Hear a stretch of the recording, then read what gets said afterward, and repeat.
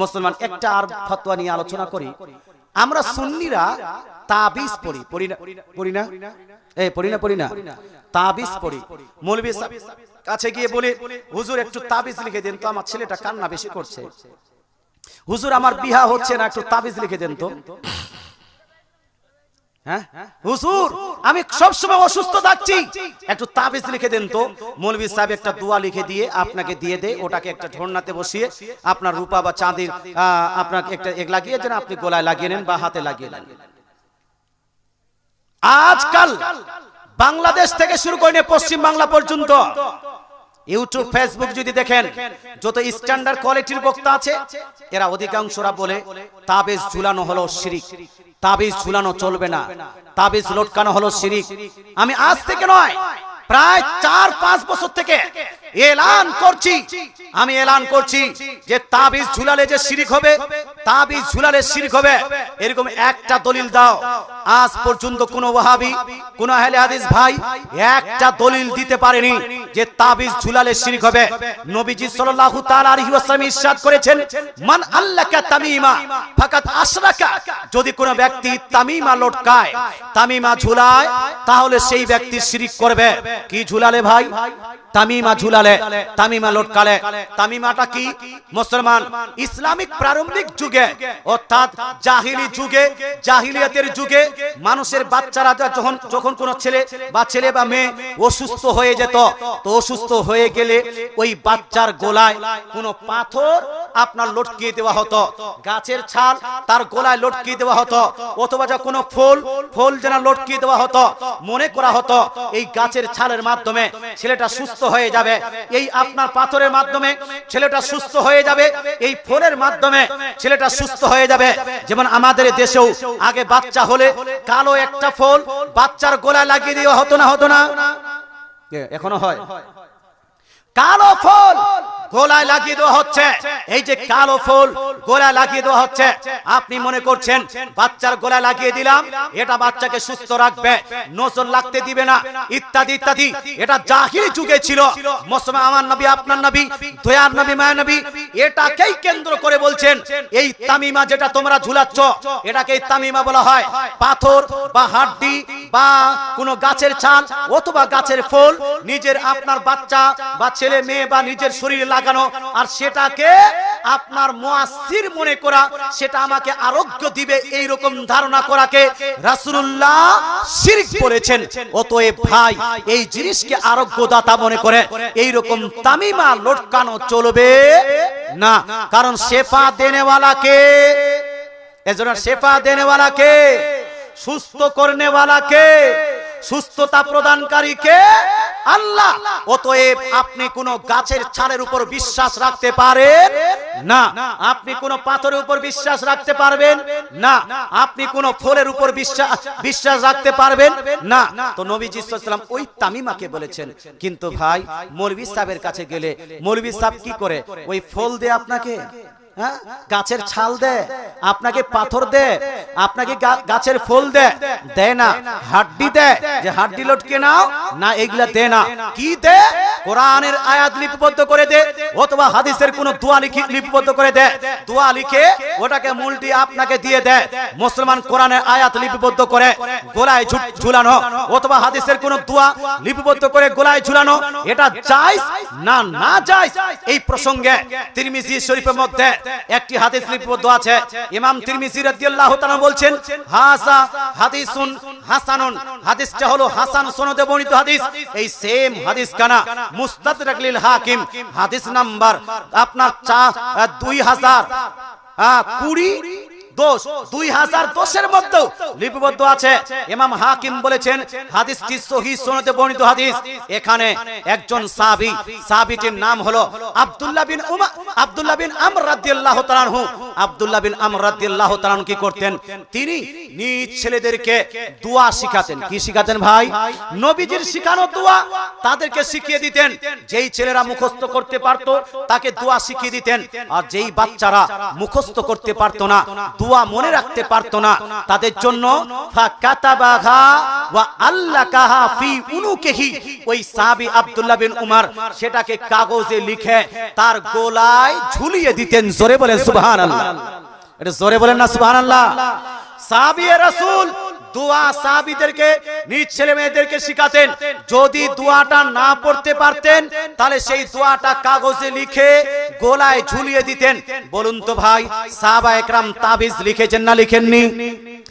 লিখেছেন না লিখেননি? লিখেছেন। তাবিজ লিখে গলায় ঝুলিয়েছেন। তিরমিজি শরীফে 86 হাদিস। তাহলে এটা জায়েজ হবে না না জায়েজ? এই জায়েজ না না জায়েজ? জায়েজ হবে। মুসলমান আপনাকে বলতে চাই, হে মুসলমান, সাহাবী শুনলেন তাবেঈ আপনার জুবাইর আব্দুল্লাহ বিন জুবাইর রাদিয়াল্লাহু তাআলা আনহু, মুসান্নাফ ইবনে আবি শাইবার মধ্যে লিপিবদ্ধ আছে যে আব্দুল্লাহ বিন জুবাইর রাদিয়াল্লাহু তাআলা আনহু একজন প্রখ্যাত তাবেঈ, ইমাম মুসলিমের উস্তাদ। নিজের কিতাব মুসান্নাফ ইবনে আবি শাইবার মধ্যে উল্লেখ করেছেন আব্দুল্লাহ বিন জুবাইর রাদিয়াল্লাহু তাআলা আনহু কি করতেন, ইয়াকতুবু আত-তাবিজা, তিনি তাবিজ লিখে লিখে মানুষকে প্রদান করতেন। জোরে বলেন সুবহানাল্লাহ। মুসলমান আম্মা জান আয়েশা সিদ্দিকা রাদিয়াল্লাহু তাআলা আনহা বলছেন, কোরআনের কেউ যদি তাবিজ লটকায়, কোরআনের কেউ যদি তাবিজ লটকায়, তাহলে এতে কোনো নাজায়েজ হওয়ার কারণ নাই, এটা নাজায়েজ হবে না। এক কথায় বলার উদ্দেশ্য হলো, কোরআনের আয়াত লিপিবদ্ধ করে, হাদিসের দোয়া লিপিবদ্ধ করে, অথবা কোন আপনার বুজুর্গানে দোয়া থেকে, বুজুর্গানে দিন থেকে বর্ণিত কোন দোয়া লিপিবদ্ধ করে সেই তাবিজটা যদি গোড়ায় ঝুলানো হয় তাহলে এটা জায়েজ হবে। কিন্তু ভাই, ওই যে সাপড়িয়ার কাছে, সাপড়িয়া বোঝেন আপনারা? আমাদের দেশে সাপড়িয়া আসতো, সাপ খেললো, সাপ খেলার পরে তাবিজ বিক্রি করে যে ভাই তাবিজ নিয়ে যাও, তোমার বাচ্চা যদি পেশাব করে, বিছানায় পেশাব করে, এই তাবিজ দেওয়ার পরে পেশাব বন্ধ হয়ে যাবে। মুসলমান আপনাকে বলতে চাই, কারো যদি স্ত্রী আপনার স্বামীকে না মানে, সাপ খেলা খেলতে এসে ওই ব্যক্তি বলছে আমার তাবিজ নিয়ে যাও, তোমার এই তাবিজ নিয়ে গেলে তোমার স্ত্রী তোমার বসে থাকবে। মুসলমান তদরূপ বাজারে গেছেন, বাজারে অনেকগুলো মানুষ হাত দেখে না, দেখে না, হাত দেখে না বলি স্যার, হাত দেখে, হাত দেখার পরে বলছে দেখো তোমার কিন্তু গ্রহ লেগে গেছে, শনি গ্রহ, মঙ্গল গ্রহ, কত গ্রহ লেগে গেছে, এই দিক থেকে একটা গ্রহ, ওই দিক থেকে একটা গ্রহ, এই গ্রহ যদি কাটতে হয় তাহলে পদ্ধতি হলো দুইটা, এক আমার কাছে তোমাকে আংটি নিতে হবে, অথবা আমার কাছে তোমাকে তাবিজ নিতে হবে। আংটি নিলে মাত্র 251 টাকা, আর যদি তুমি তাবিজ নাও তাহলে 51 টাকায় হয়ে যাবে। এইরকম বলে বেলেও তাবিজ দেয় কি দেয় না ভাই? দেয়। কিন্তু ইসলাম বলছে না না, কোন সাপড়িয়ের কাছে তাবিজ নেওয়া চলবে না। ওই যে আপনার যারা হাত দেখে, হাত দেখনেওয়ালা ব্যক্তির কাছে তাবিজ নেওয়া চলবে না। যদি ইসলামের তাবিজ হয় তাহলে জায়েজ, আর যদি ইসলামের বিপক্ষে হয় তাহলে সেই তাবিজ চলবে না। ইমাম বাগাবী রাহমাতুল্লাহি আলাইহি, হযরত সাঈদ বিন মুসাইয়্যিব তাবেঈনদের মধ্যে প্রখ্যাত তাবেঈ, সাঈদ বিন মুসাইয়্যিবকে জিজ্ঞেস করা হয়েছিল যে কোন মহিলা যদি নাপাক অবস্থায় থাকে আর তার গলায় যদি কোরআনের তাবিজ থাকে তাহলে ওই তাবিজটা কি রাখবে না খুলে ফেলবে? মহিলারা নাপাক হয় না, হয় না? প্রতি মাসে নাপাক হয়, বাচ্চা হলে নাপাক হয়, তাহলে সেই সময় কি মহিলারা কি ওই তাবিজটা খুলে দিবে না গলায় রেখে নেবে? সাঈদ বিন মুসাইয়্যিব বলেন, যদি চামড়ায় লেখা থাকে, চামড়ায় যদি তাবিজটা লেখা থাকে আর ওটা যদি ওপেন থাকে, ওপেন আছে, তাহলে সেই তাবিজটা অর্থাৎ কোরআনের তাবিজটা খুলে দিবে। আর যদি কাগজে লিখে ওটা যদি কোনো রূপা বা সোনার এতে থাকে, ভিতরে থাকে, ওটা যদি মোহটানো থাকে, তাহলে এই তাবিজ মহিলারা নাপাক অবস্থাতেও গলায় বা হাতে রাখলে এতে কোনো নাজায়েজ হবে না। কথা বোঝা গেল ভাই? এতে কোনো নাজায়েজ হবে না। মুসলমান আপনাকে বলতে চাই, ইমাম বাগাবী এ কি মুমতাজুল ইসলামের মতো ছোট মৌলবী? মুসলমান এটা কি ডাবচরের মতো ছোট মৌলবী? এই যে আপনার বাংলাদেশের বক্তা শুনছেন, এদের মতো ছোট মৌলবী? না না না মুসলমান, ইমাম বাগাবী রাহমাতুল্লাহ আলাইহি আজ থেকে প্রায় 700-800 বছর আগেকার ইমাম, বড় ইমাম, তিনি এটাকে জায়েজ করেছেন কোরআনের তাবিজকে।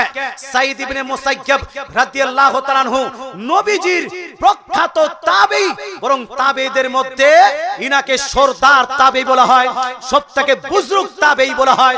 তিনি বলছেন কোরআনের তাবিজ পড়া হলো জায়েজ, পড়া হলো জায়েজ, অতএব এটাকে নাজায়েজ বা শিরক বলা যাবে না। তবে হ্যাঁ, কোন সাপড়িয়ের কাছে, কোন পণ্ডিতের কাছে যারা বিশরী পূজা করে, এর কাছে তাবিজ নেওয়া যাবে না। যে মনসা পূজা করে,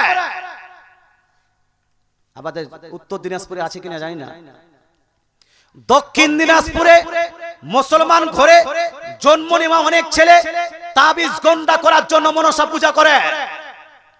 আচ্ছা, ইটাহারটা কোথায় পড়ে? উত্তর দিনাজপুরে, দক্ষিণ দিনাজপুর? উত্তর দিনাজপুর না? ইটাহারে, ইটাহার থানা রাজবাড়ি গেটে, রাজবাড়ি গেটের একটা প্রশ্ন গত 3-4 দিন আগে আমাকে ফোন করে বলা হলো, হুজুর একজন হাজি অর্থাৎ হজ করে এসেছে, এ মানুষকে তাবিজ দিচ্ছে মনসার নামে, আর কয়েকদিন আগে মনসা পূজা করেছে। বলুন তো ভাই, কেউ যদি মনসা পূজা করে, এই ব্যক্তি মুসলমান থাকবে? থাকবে? কেউ যদি মনসা পূজা করে, বিশরী পূজা করে, কেউ যদি লক্ষ্মী পূজা করে, কেউ যদি ওই লোহা লটকানের পূজাটাকে কি বলা হয়, বিশ্বকর্মা পূজা করে, মুসলমান আপনার নিজের দোকানে বিশ্বকর্মা পূজা করলে, তাবিজ গান্ডার জন্য মনসা পূজা করলে, আপনি যদি জ্ঞান নলেজ অর্জন করার জন্য যদি সরস্বতী পূজা করেন, তাহলে ওই ব্যক্তি মুসলমান থাকতে পারে না।